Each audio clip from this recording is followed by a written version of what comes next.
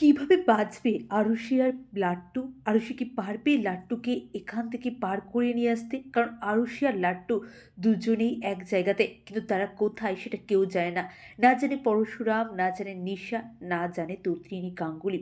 সবাই প্রাণপণ খোঁজার চেষ্টা করছে তাদের। কিন্তু কেউই তাদের কোনো খোঁজ পাচ্ছে না।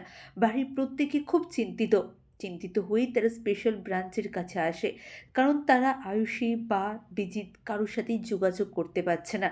সবাই জানে যে এমনটাই হওয়ার ছিল। হ্যাঁ, বিজিত যে কী মানুষ সেটা তারা না বুঝে আরুষিকে বিজিতের সাথে বিয়ে দিয়ে দিল।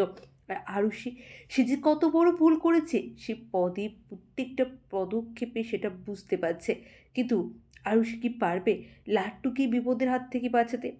নন্দিনী নন্দিনী বারবার বলেছিল বিজিত একটা ক্রিমিনাল, বিজিত লাহিড়ী একটা ক্রিমিনাল, কিন্তু তখন তার কথা কেউ শোনেনি, কেউ তার কথা কানে তুলেইনি। কিন্তু আজকে সবাই হাত কামড়াচ্ছে, আজকে সবাই বুঝতে পারছে তারা কত বড় ভুল করেছে। কিন্তু এখন প্রশ্ন হচ্ছে, লাট্টু লাট্টুকে কে নিয়ে আসবে? তার বাবা পরশুরাম?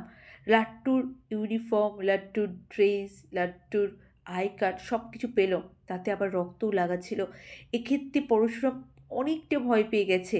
তাকে আরও অনেক সাহস নিয়ে লাট্টুকে খোঁজার চেষ্টা করতে হবে, কারণ আরুষি আর লাট্টু এক কাছেই আছে। আর তাদেরকে খুঁজে বার করতে পারবে একমাত্র পরশুরাম, আর কেউ না। তাই বন্ধুরা, লাট্টু আর আয়ুষী দুজনেই হয়তো পরশুরামকে খুঁজে পাবে, বা পরশুরাম হয়তো তাদেরকে খুঁজে পাবে। কিন্তু তার আগে তটিনীও প্রাণপণ চেষ্টা করছে। সে চেষ্টা করছে খুঁজে বার করার যে কী তাকে ওই দিন শ্যুট করেছিল, তাকে সে শ্যুট করে দেবে। সে কি নিজের ছেলেকে নিয়েও ততটাই চিন্তিত? আপনাদের কি মনে হয় কমেন্ট করে জানান। অনেক ধন্যবাদ।